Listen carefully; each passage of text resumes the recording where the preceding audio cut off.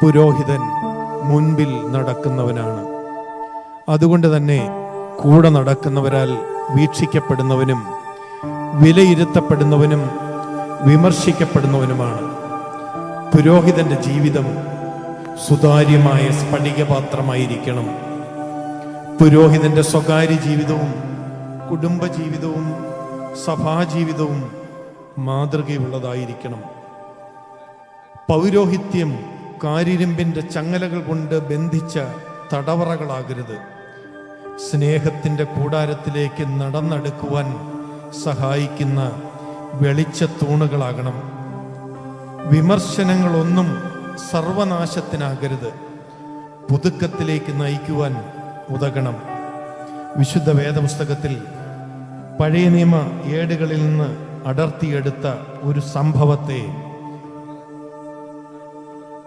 ഭാവനയുടെ വർണ്ണനങ്ങളിലൂടെ പുനരാവിഷ്കരിക്കാൻ പരിശ്രമിക്കുന്നു. Chengannur olive theatres സ്നേഹപൂർവം അവതരിപ്പിക്കുന്നു കെടാവിളക്ക്. അടുത്ത ഒരു ബെല്ലോടുകൂടി ഞങ്ങളുടെ നാടകം ആരംഭിക്കുകയാണ്. കെടാവിളക്ക്.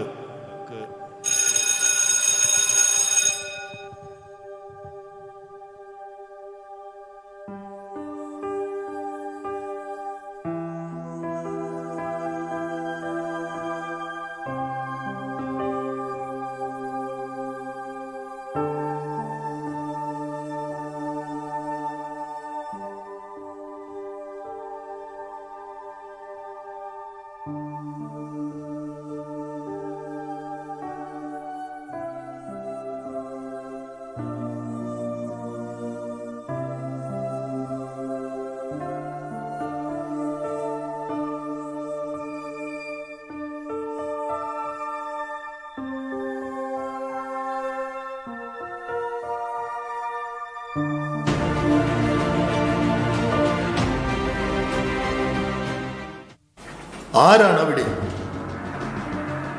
എന്താണ് ഇവിടെ കാര്യം? നീ എങ്ങനെ ഇവിടെ വന്നു? യജമാനെ, രക്ഷിക്കണം. അങ്ങയുടെ ആൺമക്കൾ അവർ ഞങ്ങളെ ഉപദ്രവിക്കുന്നു.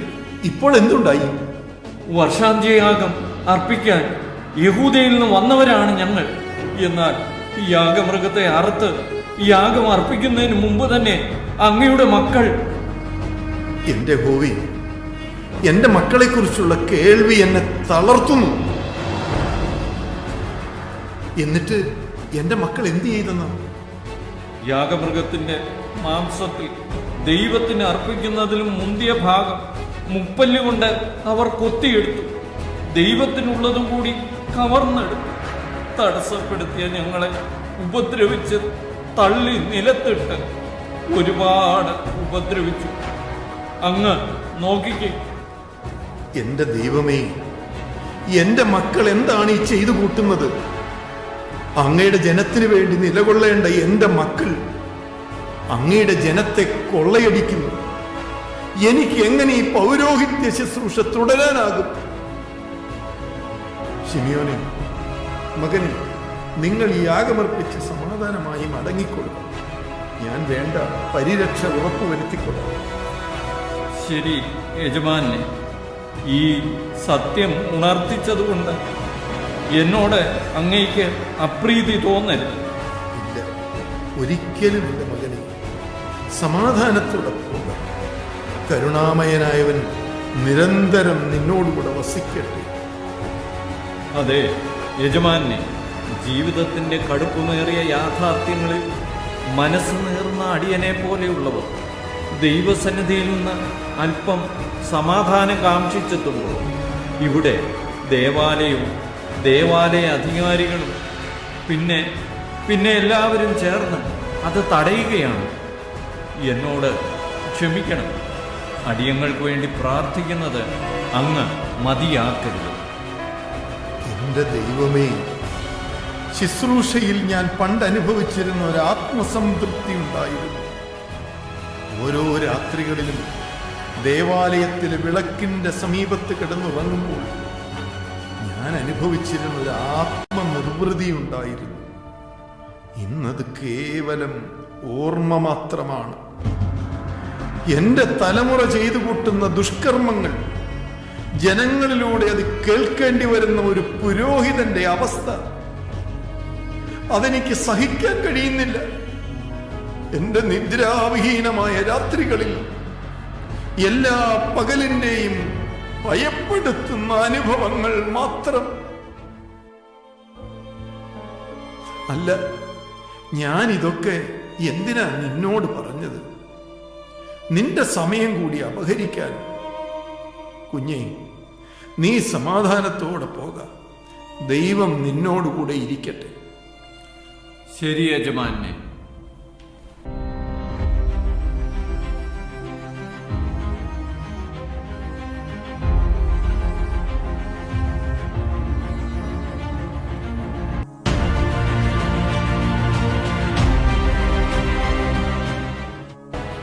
അപ്പ, ഇതാ നിന്റെ ഓഹരി.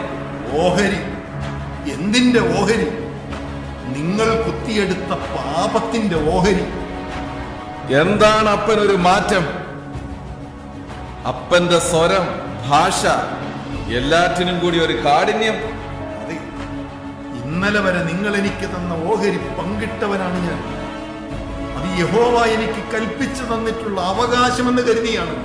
ഇന്നും അങ്ങനെ തന്നെ, ഒരു വ്യത്യാസവും വന്നിട്ടില്ല. യാഗവസ്തുക്കളിൽ നമുക്ക് അവകാശപ്പെട്ടതാണിത്. നിങ്ങളെ കുറിച്ച് ഞാൻ ധാരാളം കേട്ടിരിക്കുന്നു മക്കളെ, എന്റെ ജനങ്ങളിൽ നിന്ന്. മക്കളെ, ഒരപ്പനും ഒരിക്കലും കേൾക്കാൻ ആഗ്രഹിക്കാത്ത കാര്യങ്ങൾ എന്റെ മക്കളെ കുറിച്ച് കേട്ടതെല്ലാം അത് തന്നെയാണ്. എന്ത് കേട്ടെന്നാണ് അപ്പൻ പറയുന്നത്? ഞങ്ങൾ ഈ ആലയത്തിന്റെ അധികാരികളാണ്. അപ്പ, നമ്മൾ യഹോവയുടെ കാവൽക്കാരാണ്. അങ്ങനെയെങ്കിൽ ഈ ജനത്തിന്മേൽ നമ്മൾക്ക് അധികാരമുണ്ട്. ദൈവത്തിന്റെ കാവൽക്കാർ. നിന്നെയും ഇവനെയും എന്നെയും സർവചരാചരങ്ങളെയും കാക്കുന്നവൻ അവനാണ്. ആകാശത്തെ കൈവിരൽ കൊണ്ട് അളക്കുന്നവൻ, സമുദ്രത്തെ കൈക്കുമ്പളിൽ സമാഹരിക്കുന്നവൻ. അവന് കാവൽ വേണ്ട. നിന്നെ പോലെയുള്ള വിവേകശൂന്യരായ മനുഷ്യർ ദൈവത്തിന്റെ കാവൽക്കാരാണെന്ന് നടിച്ച് മേനി പറയുന്നു. എന്തൊരു വിരോധാഭാസം! ഇന്ന് എന്തുണ്ടായി അപ്പൻ ഇത്രയേറെ പറയാൻ? യാഗത്തിന് വന്നവരെ നിങ്ങൾ കൊള്ളയിട്ടു, ഉപദ്രവിച്ചു, അപമാനിച്ചു. ആത്മശാന്തിക്കായി ദൈവത്തിന്റെ മന്ദിരത്തിൽ എത്തിയവരെ ആക്രമിച്ചു. അവരിൽ ഒരാൾ എന്റെ മുൻപിൽ വന്ന് നിലവിളിച്ചു. ദൈവമേ, ആ നിലവിളി എന്റെ ഹൃദയത്തെ തകർത്തു. ഒരു ഭക്തന്റെ നിലവിളി അപ്പന്റെ ഹൃദയത്തെ തകർത്തു പോലും. അപ്പാ, ഞങ്ങളുടെ അമ്മയുടെ മരണശേഷം വിശന്ന് നിലവിളിക്കുന്ന ഒരു ബാല്യം ഞങ്ങൾക്കുണ്ടായിരുന്നു. ശൈശവത്തിൽ അമ്മ തന്ന മുലപ്പാലിന്റെ ബലമുണ്ടായിരുന്നു, സ്നേഹത്തിന്റെ തണലുണ്ടായിരുന്നു, അലിവിന്റെയും ആർദ്രതയുടെയും മടുത്തട്ടുണ്ടായിരുന്നു. അതെല്ലാം നഷ്ടമാക്കിയില്ലേ? ഞങ്ങളുടെ നിലവിളി പലപ്പോഴും അപ്പൻ കേട്ടിട്ടില്ല. അപ്പന്റെ ശുശ്രൂഷ മാത്രമായിരുന്നു വലുത്. പൗരോഹിത്യം കാരിരുമ്പിന്റെ ചങ്ങലകൾ കൊണ്ട് അപ്പനെ തളച്ചിട്ടിരിക്കുകയാണ്. എന്ത് അവിവേകമാണ് കൊടുക്കുന്നത്? പൗരോഹിത്യം അത് എന്റെയും നിന്റെയും ധർമ്മമാണ്. എന്റെയും നിന്റെയും ഗോത്രത്തിന്റെ കർമ്മമാണ്. ദൈവിക മർമ്മത്തിന്റെ കലവറയാണ്. അപ്പോൾ ഞങ്ങളെ ദൈവം തന്നതല്ലേ? ഞങ്ങളുടെ സുഖത്തിലും ദുഃഖത്തിലും അപ്പന്റെ സാമീപ്യം എന്തേ ഞങ്ങൾക്ക് നീ നിഷ്കരണം വിലക്കി? പൗരോഹിത്യ ശുശ്രൂഷയെ മറയാക്കി മക്കളായ ഞങ്ങളെ അങ്ങ് ഒഴിവാക്കി. ഇല്ല, ഞാൻ ആരെയും ഒഴിവാക്കിയിട്ടില്ല. അപ്പൻ ഞങ്ങളെ ഒഴിവാക്കാൻ ശുശ്രൂഷയെ മറയാക്കിയെങ്കിൽ ഞങ്ങൾ ശുശ്രൂഷയെയും ദൈവാലയത്തെയും ദൈവത്തെയും ആയുധമാക്കി. പൗരോഹിത്യമെന്ന ഈ ആടയാഭരണങ്ങളുണ്ടല്ലോ, അത് ബാല്യത്തിലും കൗമാരത്തിലും നഷ്ടം വന്ന ജീവിത സുഖങ്ങളെ തിരിച്ചു പിടിക്കുന്നതിനുള്ള കേവലം മാർഗമാക്കി. അതെ, ഉദരപൂർണവും സുഖലോലുപതയും കടമകൾ മറന്ന അപ്പനാണ് ഞങ്ങളെ അതിലേക്ക് തള്ളിവിട്ടത്. ദൈവമേ, എന്താണ് ഞാൻ എന്റെ മക്കളുടെ വായിൽ നിന്ന് കേൾക്കുന്നത്? ഇവരുടെ അധർമ്മ പ്രവൃത്തികൾക്ക് കാരണക്കാരൻ ഞാനാണെന്നോ? ഇല്ല, ശുശ്രൂഷയെ ഞാൻ മറയാക്കിയിട്ടില്ല. എന്നാൽ ദൈവ ശുശ്രൂഷയും ദൈവാലയവും എനിക്ക് ഹരമായിരുന്നു. അവിടെ സ്വകാര്യ സുഖദുഃഖങ്ങൾക്ക് സ്ഥാനമില്ലായിരുന്നു. അത് സത്യമാണ്. അതേപ്പാ, അതാണ് സത്യം. ആ സത്യത്തിന്റെ ദുരന്തങ്ങളാണ് ഞങ്ങൾ ദുരന്തങ്ങളാണെന്ന് പറയാൻ കാരണം നീയാണ്, നീ മാത്രം. ഇല്ല, എനിക്ക് വീഴ്ച പറ്റിയെന്ന് നിങ്ങൾ പറയുന്നു. ദൈവത്തോടും ശുശ്രൂഷയോടും ഞാൻ അലംഭാവം കാട്ടിയിട്ടില്ല. എന്നാൽ എന്റെ മക്കളെയും അവരുടെ ദുഷിച്ച ജീവിതവും കാണുമ്പോൾ ഇന്നെനിക്ക് ഒന്ന് ബോധ്യമാകും. എന്റെ ജീവിതത്തിന്റെ സമയത്തെ അർഹമായ രീതിയിലല്ല ഞാൻ വീതിച്ചു നൽകിയത്. ചിലതിനെ ഞാൻ പാടെ മറന്നു. അത് അപകടമാണ്, തിരിച്ചു പിടിക്കാൻ കഴിയാത്ത മഹാദുരന്തം. ആ ദുരന്തത്തിന്റെ പ്രതീകമാണ് എന്റെ മക്കൾ. എന്റെ ശുശ്രൂഷയുടെ ശോഭ കെടുത്തുന്ന കോമരങ്ങൾ അവരെന്റെ മുൻപിൽ ഉറഞ്ഞുകൊള്ളുകയാണ്. അപ്പാ, അപ്പനുണ്ടായി ബോധ്യങ്ങളുണ്ടല്ലോ. ഞങ്ങളിൽ ഒരു മാറ്റവും വരുത്താൻ പോകുന്നില്ല. ഞങ്ങൾക്ക് നിൽക്കാനും സംസാരിക്കാനും സമയമില്ല. ഞങ്ങൾക്ക് സുഖിച്ച് ജീവിക്കണം. നേരമില്ലാത്ത നിങ്ങളെ ഒരിക്കൽ ദൈവം പിടിക്കും. നിങ്ങൾക്കും എനിക്കുമുള്ള വിധി അവൻ കൽപ്പിക്കും. ഞാനും നിങ്ങളും അവൻ തരുന്ന കൂലിക്കായി കാത്തിരുന്നേ മതിയാകും. അതെന്താണെന്ന് ഇപ്പോൾ എനിക്കറിയില്ല. കാത്തിരിക്കാം. നമുക്കല്പം കൂടി അതിനു വേണ്ടി കാത്തിരിക്കാം.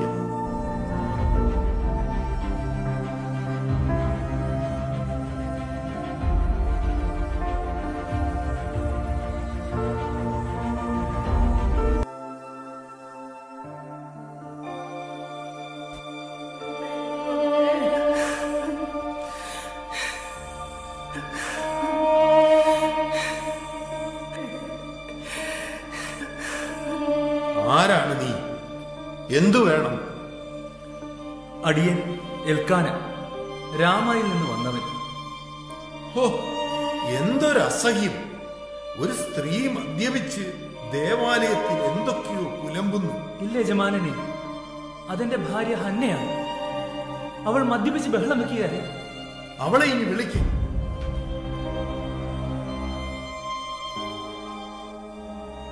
നീ മദ്യപിച്ചിരിക്കുന്നു. ഇല്ല യജമാനനെ. പിന്നെ നീ എന്തെടുക്കുകയായിരുന്നു? ഞാൻ പ്രാർത്ഥിക്കുകയായിരുന്നു. പിന്നെന്തുകൊണ്ട്? വാക്കുകളുടെ സ്ഥാനത്ത് നിലവിളിയും ഏങ്ങലും മാത്രം. യജമാനനെ, അവൾ എപ്പോഴും നിലവിളിച്ച് കരയുകയാണ് ദൈവം മുൻപാകെ. അതേ യജമാനനെ, ഞാൻ ഉള്ളിൽ അതീവ ഭാരം വഹിക്കുന്ന ഒരു സ്ത്രീയാണ്. ഞാൻ നിന്ദിതയാണ്. എന്റെ വീട്ടിലും എന്റെ നാട്ടിലും ഇപ്പോൾ അങ്ങയുടെ മുൻപിലും. എന്താണ് മകളെ നിന്റെ ഹൃദയത്തിന്റെ ഭാരം? നീ ദൈവമുൻപാകെ കരഞ്ഞു പറഞ്ഞത് എന്നോട് പറയാൻ കഴിയുമെങ്കിൽ പറയണം. യജമാനനെ, എന്റെ ഗർഭപാത്രം ശൂന്യമാണ്. എനിക്ക് കുഞ്ഞുങ്ങളില്ല. മക്കളില്ല എന്ന് എന്റെ നിന്ന യഹോവ മാറ്റിയാൽ ഞാൻ എന്റെ കുഞ്ഞിനെ യഹോവയ്ക്കായി തന്നെ മടക്കിത്തരും. എന്റെ ഉദരത്തിൽ 10 മാസം ചുമന്ന് പ്രസവിക്കുവാൻ അനുവാദം മാത്രം തന്നാൽ മതി. മകളെ, നിന്നെ ഞാൻ പുറം കണ്ണുകൊണ്ട് മാത്രം കണ്ടു. നിന്റെ ഉള്ളിലെ വേദനയെ ഞാൻ കണ്ടില്ല. എന്നാൽ ഇന്ന് ഞാൻ യഹോവയുടെ നാമത്തിൽ പറയുന്നു, ഞാൻ കണ്ടില്ലെങ്കിൽ എന്താണ്? ഇന്ന് യഹോവ നിന്നെ കണ്ടു. നിന്റെ കണ്ണുനീരവൻ കണ്ടു. മകളെ, നിനക്കൊരു മകൻ ജനിക്കും. അടുത്ത വർഷം നീ ഒരമ്മയാകും. ദൈവം നിന്നെ അനുഗ്രഹിക്കട്ടെ. നിങ്ങൾ സമാധാനത്താൽ ഭവനത്തിലേക്ക് പോകാം. അങ്ങയുടെ പ്രാർത്ഥന ഞങ്ങൾക്ക് അനുഗ്രഹമാകട്ടെ. മുലകുടി മാറിയ എന്റെ മകനുമായി ഞാൻ ഈ ദേവാലയത്തിൽ വരും. അവൻ ദൈവസന്നിധിയിൽ വളരും. ഈ മന്ദിരത്തിൽ അങ്ങയുടെ ശിക്ഷണത്തിൽ ഇസ്രായേലിന്റെ പരിശുദ്ധനായ യഹോവയുടെ മകനായി. അതേ മകളെ, നിങ്ങൾക്ക് ജനിക്കുന്ന മകൻ ഈ ദേവാലയത്തെയും ജീവനുള്ള ദൈവത്തെയും പ്രസാദിപ്പിക്കുന്നവനാണ്. അവനിലൂടെ ഇസ്രായേലിൽ ഒരു പുതിയ യുഗം പിറവിയെടുക്കും. നിങ്ങളുടെ തലമുറയിലൂടെ എൻ്റെ തലമുറയുടെ കളങ്കം മായ്ക്കപ്പെടും. എൻ്റെ തലമുറയിലൂടെ തുടരാൻ കഴിയാത്ത പൗരോഹിത്യം തന്നെ നിന്റെ മകനിലൂടെ തുടരും. എനിക്ക് ശേഷം എന്നെപ്പോലൊരാൾ ഈ ശുശ്രൂഷ തുടർന്നു കൊണ്ടുപോകുവാൻ ഇല്ലല്ലോ എന്നോർത്ത് ഞാൻ ഭാരപ്പെട്ടു. എന്നാൽ ഇന്നെനിക്ക് ഒന്ന് ബോധ്യമായി, ഈ ശുശ്രൂഷ എന്റേതല്ല, അത്യുന്നതനായ യഹോവയുടേതാണ്. എനിക്ക് ശേഷം അവസാനമല്ല. ഈ ആലയം ദൈവത്തിൻ്റെതാണ്. അതുകൊണ്ട് തന്നെ എന്നേക്കാൾ ശക്തനായ ഒരാളിലൂടെ ഇത് തുടരും. ആ തുടർച്ചക്കാരൻ തന്നെ മകളെ, നിനക്ക് ജനിക്കുന്ന മകനാകട്ടെ. അവൻ വിശ്രുതനാകും. ഇസ്രായേലിന്റെ നെഞ്ചിലേറ്റി താലോലിക്കുന്ന വിഖ്യാതനായ മകന്റെ അമ്മ എന്ന നിലയിൽ നീയും എന്നും ഓർമ്മിക്കപ്പെടും.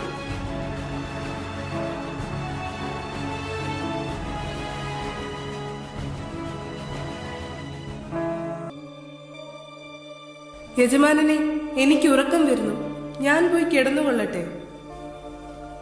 കുഞ്ഞെ, എന്നും നീ ഉറങ്ങുന്ന സമയമായില്ലല്ലോ.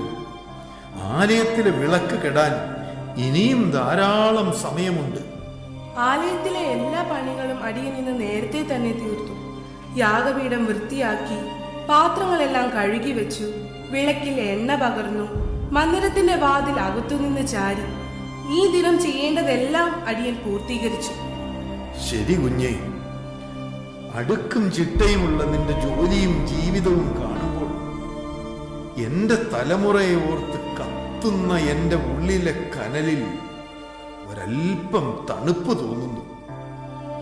പരാജിതനായ പിതാവാണ് ഞാനെന്ന് എന്റെ ജനവും എന്റെ മക്കളും പല ആവർത്തി എന്റെ മുഖത്ത് നോക്കി പറഞ്ഞു. ഈ മന്ദിരത്തിന് വേണ്ടി കരുണാമയനായവന്റെ ശുശ്രൂഷയ്ക്ക് വേണ്ടി എന്റെ കുടുംബത്തെ, എന്റെ മക്കളെ ബലി കൊടുത്തവനാണ് ഞാനെന്ന് അവർ പറഞ്ഞു. അല്ല, ഞാൻ അവർ പറയുന്ന പ്രകാരമല്ല. അതെനിക്ക് തെളിയിക്കണം. നിന്നിലൂടെ. നിന്റെ അമ്മ നിന്നെ എന്റെ കയ്യിൽ ഏൽപ്പിക്കുമ്പോൾ എന്റെ ഉള്ളൊന്ന് പിടഞ്ഞു. ഈ ആലയത്തിന്റെ ഉടയവൻ നിന്റെ അമ്മയ്ക്ക് കൊടുത്ത സമ്മാനമായ നിന്നെ ഒരു മടിയും കൂടാതെ എന്റെ കയ്യിൽ വച്ച് തരുമ്പോൾ ആ നിന്നെ സ്വീകരിച്ച് വളർത്തുവാൻ എനിക്ക് കഴിയുമോ എന്നൊരു ഭീതി. എന്റെ അമ്മയേക്കാൾ ഉപരിയല്ലേ അങ്ങനെ വളർത്തുന്നത്? അങ്ങയുടെ ശിക്ഷണത്തിൽ ഈ ദൈവമന്ദിരത്തിൽ അന്തിയുറങ്ങാൻ എനിക്ക് ലഭിച്ച ഭാഗ്യം അത് പറയാൻ കഴിയാത്തതാണ്. അങ്ങയുടെ പ്രാർത്ഥനയുടെ തണലിലാണല്ലോ ഞാൻ ഉറങ്ങുന്നത്. എന്റെ പ്രാർത്ഥനയുടെ തണലോ, എന്നെയും നിന്നെയും നമ്മുടെ ശുശ്രൂഷയെയും ബലപ്പെടുത്തുന്നതും താങ്ങി നിർത്തുന്നതും നിന്റെ അമ്മയെപ്പോലെ അനേകർ ഉള്ളൊരുകി പ്രാർത്ഥിക്കുന്നത് കൊണ്ടാണ് കുഞ്ഞെ. നിന്നെപ്പോലെ ഈ മന്ദിരത്തിൽ അന്തി ഉറങ്ങേണ്ട എന്റെ മക്കൾ ഉണ്ടും കുടിച്ചും ഉറങ്ങുന്ന സ്ഥലങ്ങൾ, ഹോ, അതെനിക്ക് നിന്നോടും നിങ്ങളോടും പറയാൻ മടിയാണ്. എന്നാൽ കുഞ്ഞെ, ഒന്നെനിക്ക് ഉറപ്പുണ്ട്. പരാജയപ്പെട്ട പിതാവല്ല പുരോഹിതനായ ഏലി എന്ന് ചരിത്രം നിന്നിലൂടെ, നിന്റെ ജീവിതത്തിന്റെ താളുകളിലൂടെ വായിച്ചറിയും. ഈ ശുശ്രൂഷയുടെ ശോഭ മങ്ങാതിരിക്കാൻ നീയും ജാഗ്രതയുള്ളവനായിരിക്കണം. യഹോവയെ ധ്യാനിച്ച് വിളക്ക് കിടുന്നതിന് മുമ്പേ പോയി കിടന്നുകൊള്ളുക.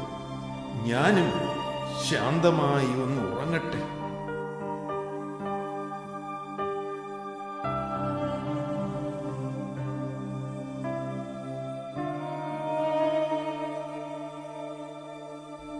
ശമൂവേലേ, മകനെ ശമൂവേലേ. യജമാനൻ എന്നെ വിളിച്ചോ? ഇല്ല കുഞ്ഞി, പോയി കിടന്നുകൊള്ളുക.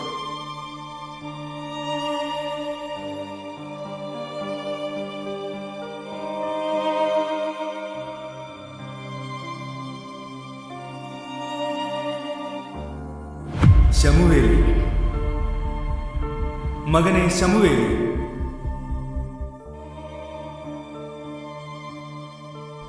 യജമാനൻ എന്നെ വിളിച്ചു. ഞാൻ കേട്ടതാണ് എന്നെ വിളിച്ച ശബ്ദം. ഇല്ല കുഞ്ഞെ, ഞാൻ നിന്നെ വിളിച്ചില്ല. പോയി കിടന്നുകൊള്ളുക.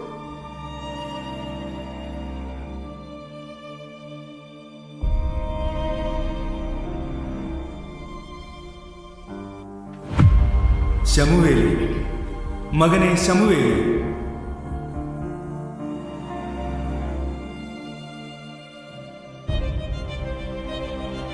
അടിയൻ, അങ്ങ് തീർച്ചയായും അടിയനെ വിളിച്ചു.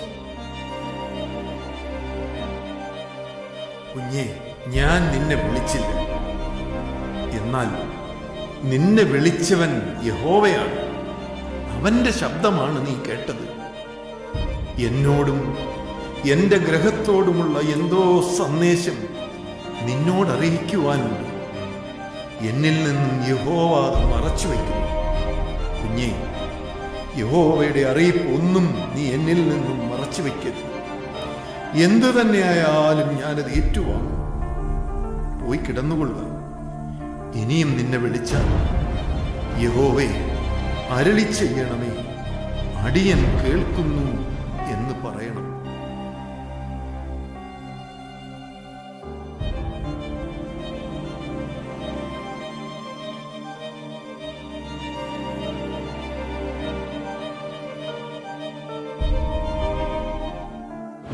ശമൂവേലേ, മകനെ ശമൂവേലേ, യഹോവേ, അരുളി ചെയ്യണമേ, അടിയൻ കേൾക്കുന്നു. ഞാൻ ഇസ്രായേലിന്റെ ദൈവമാണ്, നിന്റെ പിതാക്കന്മാരുടെ ദൈവം, നിന്റെ അമ്മയുടെയും അപ്പന്റെയും ദൈവം. ഞാൻ ഇസ്രായേലിൽ ചെയ്യുവാനുള്ള കാര്യങ്ങൾ നിന്നോട് അറിയിക്കും. ഞാൻ ഏലിയുടെ ഗ്രഹത്തെ നശിപ്പിക്കും. ഞാൻ ശിക്ഷ വിധിക്കും. അവന്റെയും അവന്റെ മക്കളുടെയും അകൃത്യത്തിന് ഒരു യാഗത്താലും വഴിപാടിനാലും പരിഹാരം വരികയില്ല. അനർത്ഥം വന്നുകൊടുക്കും.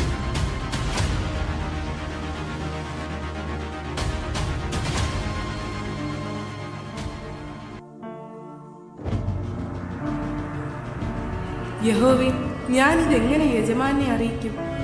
ഒരു കുടുംബത്തിന്റെ സർവനാശം എങ്ങനെ മറച്ചു വയ്ക്കും?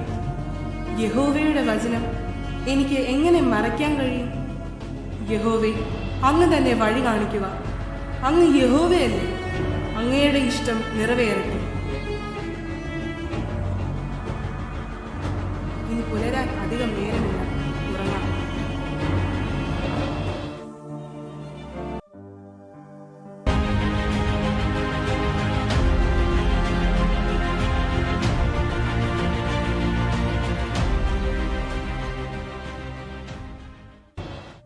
അയ്യോ യജമാനെ, എല്ലാം കൈവിട്ടുപോയി. എന്തു പറ്റി? ഫെലിസ്ത്യരോടുള്ള യുദ്ധത്തിൽ എന്താണ് അപകടം? യജമാനെ, 30,000 ആളുകൾ കൊല്ലപ്പെട്ടു. ദൈവത്തിന്റെ പെട്ടകം പിടിക്കപ്പെട്ടു. അങ്ങയുടെ മക്കൾ. എന്തുണ്ടായി എന്റെ മക്കൾക്ക്?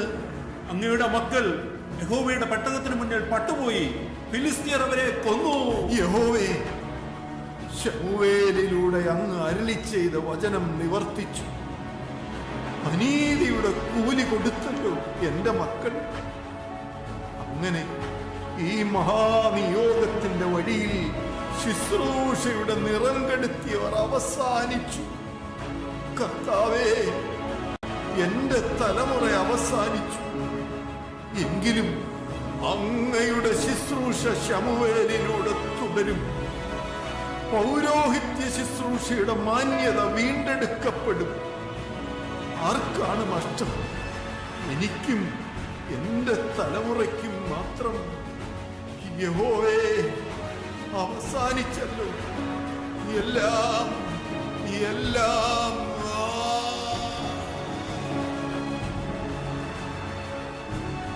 കർത്താവേ, പോയല്ലോ, എല്ലാം എല്ലാം പോയി. ഏലി പുരോഹിതനും പോയല്ലോ. ആരുമില്ലേ? ആരുമില്ലേ? ആരുമില്ലേ? പുരോഹിതൻ മരിച്ചു, മക്കൾ മരിച്ചു, പെട്ടകം പിടിക്കപ്പെട്ടു, എല്ലാം കൈവിട്ടു. നശിക്കണം, നശിക്കണം, അവർ നശിക്കണം. ഹോഫ്നിയും ഫിനെഹാസും ചത്തൊടുങ്ങണം. നശിക്കണം, മരിക്കണം, അവർ മരിക്കണം. ഹോഫ്നിയും ഫിനെഹാസും ചത്തൊടുങ്ങണം. അവന്മാരെ വളർത്തിയ ഏലിയും മരിക്കണം. യഹോവയുടെ പെട്ടകം വീണ്ടെടുക്കണം. ദാൻ മുതൽ ബേർശേബ വരെ വിഖ്യാതനായ ശമൂവേലിലൂടെ നഷ്ടമായതെല്ലാം വീണ്ടെടുക്കും. ഇസ്രായേൽ ഉയർത്തെഴുന്നേൽക്കും. ദുഷ്ടന്മാരായ ഇവർ തുലയണം, തുലയണം, തുലയണം. യജമാനനെ, എന്റെ യജമാനനെ, എന്തു പറ്റി? എന്താണ് സംഭവിച്ചത്? യുദ്ധക്കളത്തിലെ വാർത്തകൾ, മക്കളുടെ മരണം, യഹോവയുടെ പെട്ടകം പിടിക്കപ്പെട്ടു പോയത് എല്ലാം അറിഞ്ഞ അദ്ദേഹം പിന്നിലേക്ക് വീണ് പ്രാണനെ വിട്ടു. ഞാൻ എന്താണ് ഈ കേൾക്കുന്നത്? എന്നെ ഞാനാക്കിയ യജമാനൻ മരിച്ചെന്നോ? നശിക്കണം, മരിക്കണം, അവർ മരിക്കണം. ഹോഫ്നിയും ഫിനെഹാസും ചത്തൊടുങ്ങണം. അവന്മാരെ വളർത്തിയ ഏലിയും മരിക്കണം. നശിക്കണം, മരിക്കണം, അവർ മരിക്കണം. ഹോഫ്നിയും ഫിനെഹാസും ചത്തൊടുങ്ങണം. അവന്മാരെ വളർത്തിയ ഏലിയും. നിർത്തൂ! ആരാണ് ഈ അസംബന്ധം വിളിച്ചു പറയുന്നത്? അനീതി ചെയ്തവർ യുദ്ധക്കളത്തിൽ പട്ടുപോയി, അത് ദൈവനീതിയാണ്. എന്നാൽ പുത്രവിയോഗത്തിൽ ഹൃദയം പൊട്ടി മരിച്ചു കിടക്കുന്ന ഈ മനുഷ്യനുണ്ടല്ലോ, അദ്ദേഹത്തെ നിങ്ങൾ എന്തിനു പഴിക്കുന്നു? ദേവാലയവും ദൈവ ശുശ്രൂഷയും ജീവിതവ്രതമാക്കിയ ഈ മനുഷ്യൻ ആരെയും ഒന്നിനെയും മറന്നിട്ടില്ല. മക്കൾ വഴിപിഴച്ചു ദൈവവഴിയിൽ നിന്നും മാറി സഞ്ചരിച്ചു. അവർ ചെയ്ത അനീതിയുടെ കൂലി കൊയ്തെടുത്തു. ഏലി എന്ന ഈ പുരോഹിതന്റെ ജീവിതത്തിലെ ഏടുകളിൽ നിന്നും ഇരുണ്ട ചില ഏടുകൾ മാത്രം ചീന്തിയെടുത്ത് അതിനെ മാത്രം ഉയർത്തിക്കാട്ടുന്ന നിങ്ങൾ എന്തേ അദ്ദേഹത്തിന്റെ ജീവിതത്തിലെ വർണ്ണാഭമായ ഏടുകൾ വിസ്മരിക്കുന്നു? നിങ്ങൾ എന്നെ കാണുന്നില്ലേ? ദാൻ മുതൽ ബേർശേബ വരെയുള്ള ജനങ്ങൾ എന്നെ പുരോഹിതനായും പ്രവാചകനായും സ്വീകരിക്കുന്നെങ്കിൽ എന്നെ ഈ ആലയത്തിൽ വളർത്തിയതും ഈ വലിയ മനുഷ്യനാണ്. ജീവനുള്ള ദൈവമായ യഹോവയുടെ ശബ്ദം പോലും എന്നെ പരിചയപ്പെടുത്തിയത് ഇദ്ദേഹമാണ്. മറ്റു ശബ്ദങ്ങളിൽ നിന്നും ദൈവശബ്ദത്തിന്റെ പൊരുൾ തിരിച്ചു തന്ന പ്രവാചകനായിരുന്നു എനിക്കിദ്ദേഹം. കുറവുകൾ മാത്രം കാണുന്ന നിങ്ങൾ എന്തേ അദ്ദേഹത്തിന്റെ നിറവുകളെ കാണാതെ പോകുന്നത്? നന്മ കാണാൻ പഠിക്കണം, അതിനെ അംഗീകരിക്കണം. പൗരോഹിത്യ ശുശ്രൂഷ എന്നും പുതുക്കപ്പെട്ടുകൊണ്ടേയിരിക്കും. എണ്ണ വറ്റിപ്പോകാത്ത വിളക്ക് പോലെ എന്നും കത്തിക്കൊണ്ടേയിരിക്കും. ലോകത്തെ പ്രകാശിപ്പിക്കുന്ന കെടാ വിളക്ക് പോലെ. അവിടെ തിരുത്തുവാൻ തയ്യാറല്ലാത്തവർ പടക്കളത്തിൽ പട്ടുവീഴും. പുഴുക്കുത്തുകൾ വെട്ടിയെറിയപ്പെടും. ശുശ്രൂഷയ്ക്കായി ദൈവം പുതുതലമുറയെ തെരഞ്ഞെടുത്ത് അഭിഷേകം ചെയ്യും. അവരിലൂടെ ഈ ശുശ്രൂഷ ശോഭയോടെ തുടരും. യുഗാവസാനം വരെ, യുഗാവസാനം വരെ, യുഗാവസാനം